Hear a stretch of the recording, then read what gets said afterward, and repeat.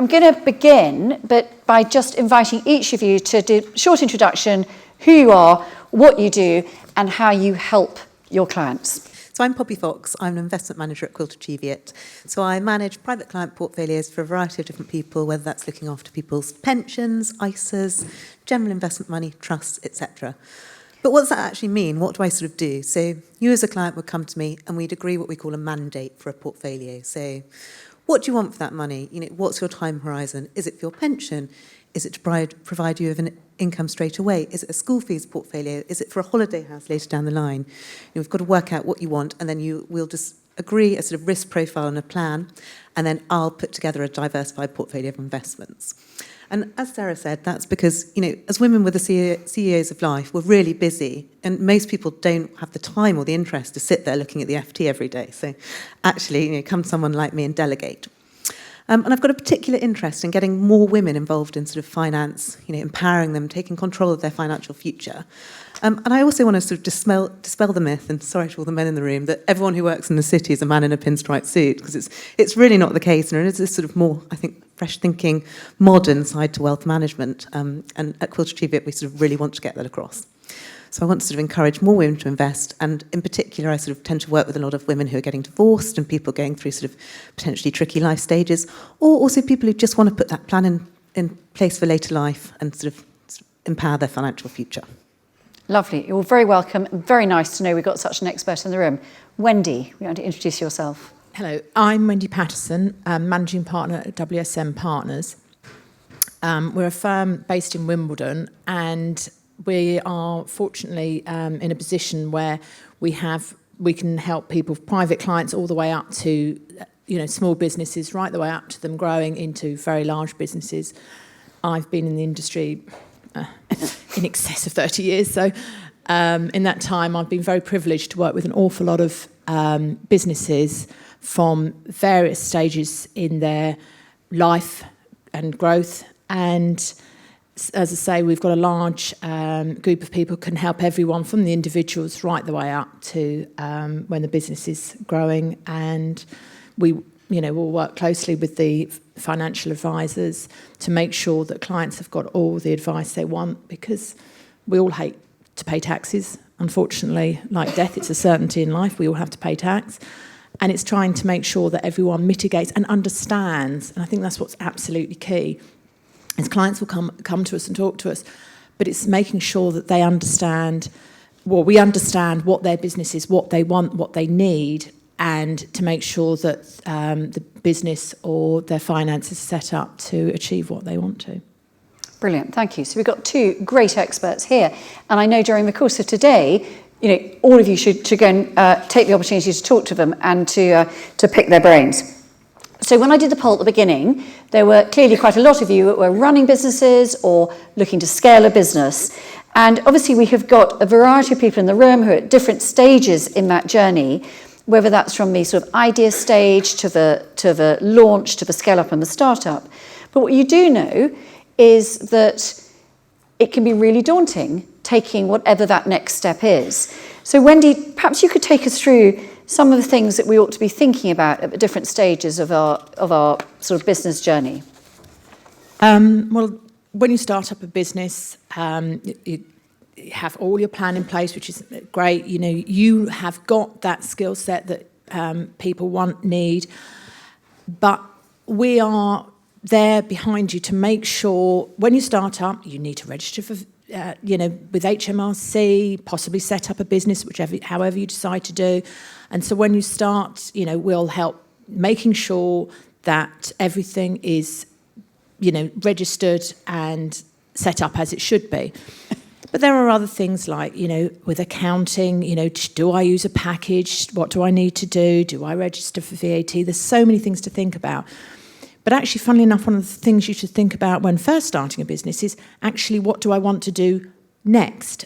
Obviously, you're just thinking, right, well, what's your markets? But when you want to expand, what are you doing when you want to expand? And actually, what taxes are potentially, how the tax is going to change? How does my accounting change?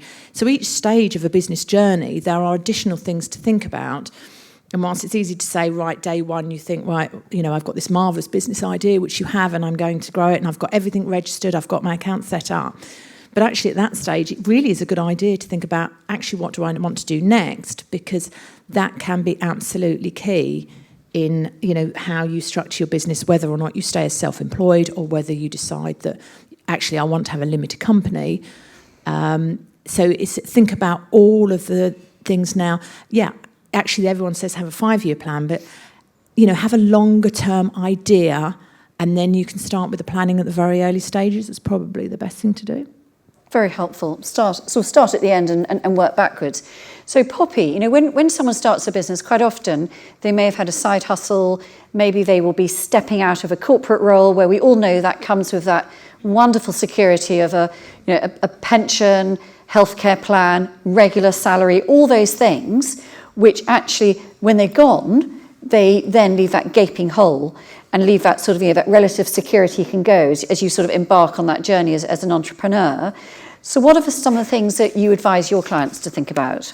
I think it's, as you say, stepping out of, potentially if you've been in that corporate world and the regular salary, I think having a plan, firstly I'd say have that emergency fund. Don't sort of maybe start on that journey till you've got a little bit of a buffer, because we all know you never quite know what's around the corner. So I think having that little bit of financial security is going to help you, because particularly if you're not getting that regular income in straight away. I'd say cash flow planning, really, really important. And we can sort of do that in conjunction with my colleagues on the financial planning side, because from my understanding, it's a lot of new businesses fail because of lack of cash flow, not because they're not great ideas and great businesses, but actually putting aside that sort of the business cash flow and the personal cash flow. You might think you can cut back, but you can't live on nothing. You've got to have something to sort of pay the bills and sort of keep you going. And then I think my third thing would be, don't neglect your pension. Obviously, when you're sort of starting up, you're an entrepreneur, you're probably going to be sort of focusing fully on your business at that stage, and that's not wrong, but I think even if you're just putting a little bit into a pension, a few £100s a month, just something, just in case, just that bit of security to sort of pay your future self effectively. And, I don't want to sound negative, but if that business doesn't work out, at least you've put something aside for your future self. And speak to your accountant about how to get the sort of best tax breaks for those sort of pension contributions. Yeah, very helpful, thank you. And I think one of the important things that we bring up quite a lot in the story at Really Help the Club is how to get conversations started, particularly around sort of difficult subjects. And I think that, money and finance is no different. And, the moment you bring out words like sort of pensions, finance, retirement, those sorts of things, it tends to be the biggest turn-off. And to be honest, you can understand, not least because it feels so complicated. And of course, I'm sitting next to two financial experts, so of course, you're going to find this very exciting. And I'm going to declare an interest here. I was a wealth manager for 10 years, so I get really excited about this stuff too. But it's a well-trodden narrative. It's no secret that, as you said earlier, is that the financial industry tends to be heavily dominated by men, heavily dominated by acronyms, and with lots of jargon, which is there, I think, to really put people off, rather than to let you in and help you to be able to understand it. Now, Poppy, you mentioned just now that you're really passionate about helping women to take that next step, to become financially literate. Why is it so important? I just think it's so important because I just don't think you can have sort of complete well-being if you don't have financial well-being. And I think that's one of my big things. Well-being and financial security to me are hand in hand. If you're worrying about money, you're not going to be sort of fully 100% happy in your life. So I think for me that's a really big key point, And again, it is a bit of a dry subject. I was a little bit worried following Andrea that we were going to be a bit boring. But it's so important. And I think we've got to normalise the conversations. And I think lots of us in the industry are trying to sort of use less jargon, try and not make it so dry, try and get people in. And in this day of sort of the internet age, there's so much information out there. So actually, hopefully you can sort of start, learning a bit more if you just want to find out a bit more. There's lots of stuff on the internet. But I think also get the conversations going with our friends and sort of normalise it a bit more. Very important. And so I'm going to put the spotlight on both of you because we're saying to our audience, you need to start talking about it. Let's ask each of you what your own relationship is with money. Let's start with you, Wendy.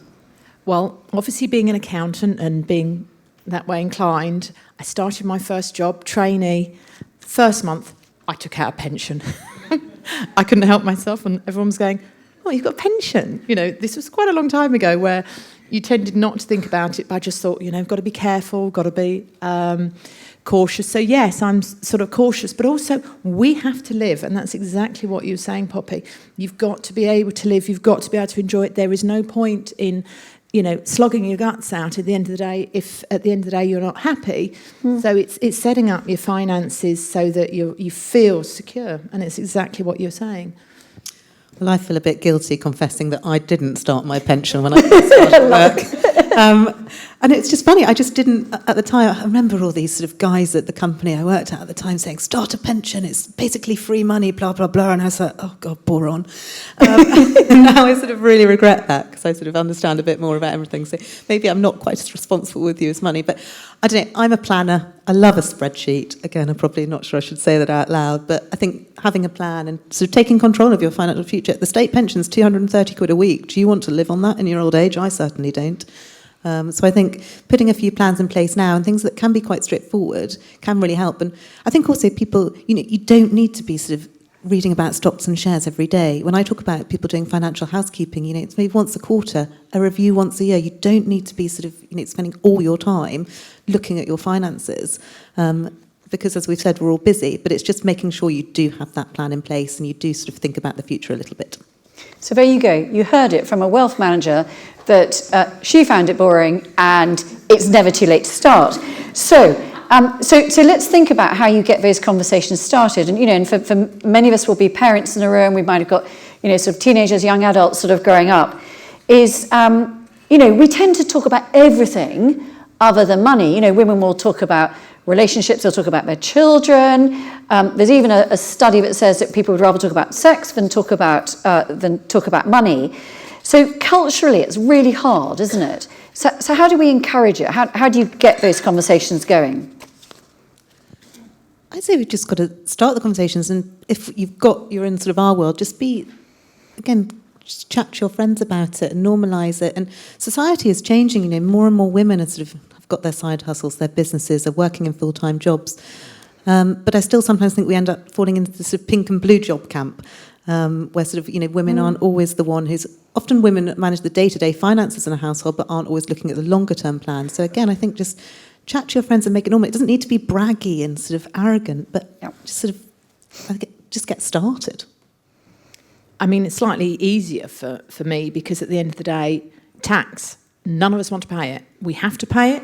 And how do we sort of minimise how we do it? And so when you're talking to somebody, and obviously once a year we get a budget, which is obviously, it's a conversation opener.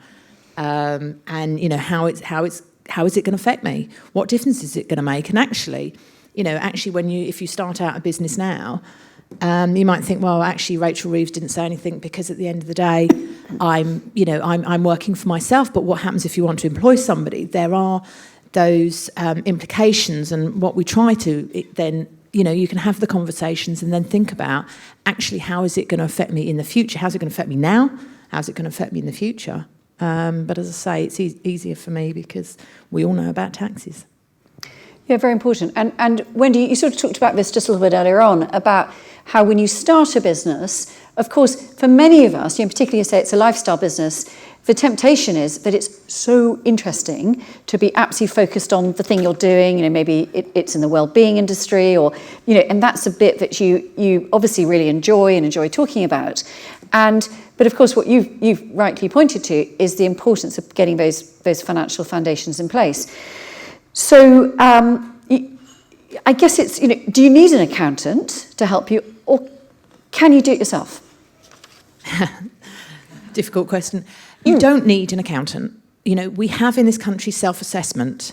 Yeah. And to be perfectly honest with you, that was the greatest advert for an accountant you've ever needed, because they made every year the legislation gets more and more complicated. And actually, genuinely, we talk to clients, and I actually feel sorry sometimes with clients when I say, I'm really sorry, this legislation's come in now and it's going to affect you. And they then have to, you know, adopt that into their small business, and all of a sudden become, you know, tax experts overnight. As soon as you employ somebody, you know, the raft of legislation is, you know, it's really daunting, it's really difficult. So, no, you don't need an accountant, and there is advice online. I would advise anybody when they're going online, and I'm sure Poppy will agree, tread carefully. Not all information. If you go onto ChatGPT, the first 4 or 5 will probably be correct, but the rest may not be. Just be careful. You don't need an accountant. Most accountants anyway have the first meeting, will be free to get to know each other, get some information. Yes, you can do it yourself, but if you really want to grow your business, I would get the advice that you need. It's a bit like going on to Dr. Google and turning around and saying, well, I'm not feeling very well, and diagnosing yourself with something that's very, very severe when actually you've got a throat infection. Just use it carefully. I was going to say, if you're not going to get an accountant, I personally obviously would advise anyone to get, qualified accounting advice. There you go. So peace of mind, which I think is, again, really important recurring theme from today. Now, Poppy, just now you were talking about financial planner. So for the benefit of everyone in the room, what is the difference between a financial planner and a wealth manager? So we have quite sort of defined roles, and I would normally say for clients, step 1 is the financial planner. So a financial planner would look at your overall financial circumstances as well as everything else you do and want to achieve in your life. And they will put a structure together for a financial plan, taking into account of everything. They'll give you tax advice, work out what to do with sort of pensions, other investments, mortgages, etc. And then they would bring me in as the investment sort of wealth manager if there's a need. For example, if there's a pension that needs sort of investment management or trust or ISAs. But we tend to work quite well together because often, I kind of find I could do the best investments in the world, but if you haven't got the structure right, it's not going to be as good as a plan. And we sometimes like to use the sort of analogy that the financial planner is the architect and puts together all the sort of nice, sexy plan, and then I'm the builder that comes in and puts it together. But I'm thinking of rebranding myself as an interior designer because I think... but yeah, we work closely together, but sort of defined roles. Very good, thank you. So a few quick fire questions, which I couldn't resist asking, given we've got 2 experts in the room. And these sort of came from some of you. Wendy, do I need to register for VAT? And when do? The answer is no, but as soon as you believe your turnover is going to exceed £90,000, it's the law. You have to register for VAT. But one thing I would advise people when you start out is who is your customer? Because at the end of the day, if you're dealing with what we call an end user, you and I as consumers. So if you say, for example, go into, let's just say plumbing, for example, you go up to your customer year in, year out, and you've charged them £100 every time you turn around. If you suddenly have to charge them £120, they're going to, you've put your fees up. Well, actually, you haven't. You've found you've had to register VAT. So I would think very early on about whether or not you are going to need, in the future, registering for VAT, because just remember, you can then reclaim your VAT of the business expenses. So it's a fine line. I would certainly look into it before you start, and who your customer is. Some businesses want you to be, that you're dealing with, may want you to be VAT registered anyway. So again, you don't have a choice.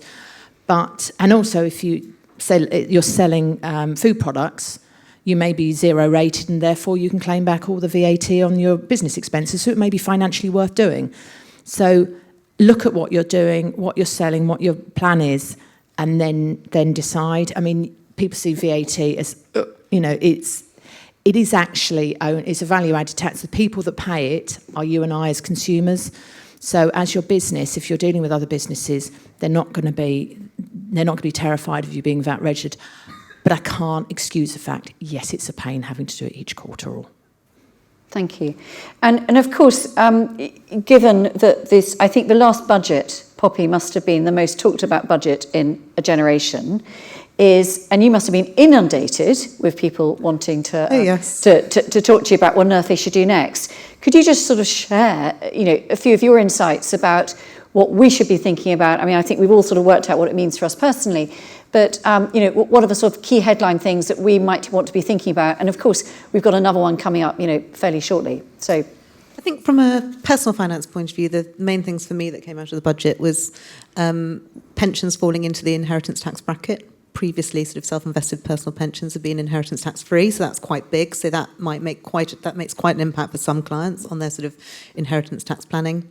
Capital gains tax rates going up, but I would say it could have been worse. I wouldn't say Rachel Reeves, I wouldn't say I'm a great fan of hers, but she could have put it up to 40% for higher rate taxpayers. She didn't. So you've got to take the little wins when they come. And then I think the changes to sort of business property relief, so whether that's sort of family farm tax, whether that's sort of family businesses, passing on shares, that kind of thing, that's also something to bear in mind. Thank you. Now, both WSM and Quilter Cheviot will be running workshops this afternoon, and I would encourage each of you to make sure that you build that into your afternoon schedule, because again, you can see there's just this wealth of information that each and every one of us, if running a business is something that is on your horizon, you want to be considering. But I want to just finish by inviting each of you to share your killer top tip, your call to action, what each of us should take away from today. Wendy, start with you. It actually mirrors what you've been saying, Poppy. It is make a plan, have a business plan.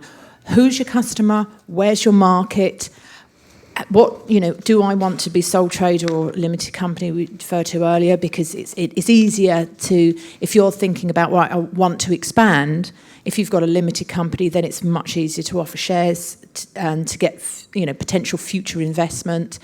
But it's always make a plan. It goes back to what Andrew was saying. If you haven't got a plan, we can't live on fresh air. We need money. Where's your war chest? Most businesses aren't going to make money in the first couple of years. You're aware of that because you're investing in your own business. What you do make, you're investing back in your business. So how are you going to live on in the first 2 or 3 years of the business? It's a horrible statistic, but 60% of small businesses fail in the first 3 years. And actually, unlike Andrew's unfortunate example earlier on, most of it's because people haven't made a plan. They can't afford to live during that period. And so absolutely do that. Watch your market. Where's my capital? And, where do I want to, be in 5-10 years' time? Thank you. Really important, and I think really helpful reminder. Poppy, finish with you. Mine's exactly the same. From a personal finance point of view, have a plan. That sort of short, medium and long-term plan. And do your financial housekeeping on a regular basis. But also remember, life is not static. You're going to have to amend that plan, change that plan, rethink it at times. It's not, life doesn't pan out in that perfect sort of scenario. So be aware of that, but go back to that plan when you need to. Thank you very much. Thank you. And if you could join me in thanking Wendy and Poppy for their insight. Thank you.